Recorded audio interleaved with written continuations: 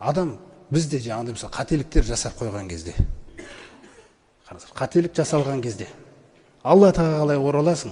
Алла тағала қарай оралсаң, Алла тағала тәубаның киімін кигізеді. Есіңізде болсын.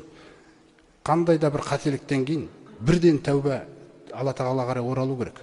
Оралған кезінде Алла тағаланың сіздің үстіңізге келетін тәубасы, қараңыз қандай мәселе. Өзіңізге ұғынышты болу үшін айтып жатырмын да, жеңілдетіп. Мына тәуба киімі киілгенде үстіңе, түсіндіңіз ба? Анау киілген кезде көз кетеді жаспен, жүрек кетеді. Қасыңызға келіп жылап отқан кезіңізде біреу балаңыз келіп жаңа бір шай төгіп алса да, балаңызды құшақтай бересіз ана жерде. Түсінесіз бе? Әшейінде сізде мынау не дейтінсіз оған. Сынған жүрек Алла тағала алдында. Көрдіңіз бе? Бұдан артық нәрсе жоқ жердің бетінде. Құрметті жамағат. Мұсылман тәубаның иісінен, тәубаның көрінісінен артық көрініс жоқ жердің бетінде. Бұл Алла тағалаға ең сүйікті көрініс жердің бетіндегі. Түсінесіз бе? Осы көрініс біздің өмірімізде күнделікті орын алмаса, біз адасып кете береміз.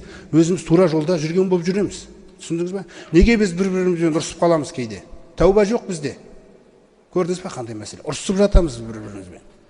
Күнә жоқ сенде. Не ол саған сол батылды беріп тұрған? Сен тәубаң дұрыс емес. Тәубаң дұрыс болса, сен қайтып ұрысасың біреумен, айтшы. Қайтып ұрысасың сен. Сенде ұрысуға күш болмау керек қой. Ұят деген жанып тұрады. Алла тағала ұятты қайтарады бойыңа. Көрдіңіз бе қандай мәселе тәубаның кезінде? Ұялып, ұялғаннан Алла тағаланың алдында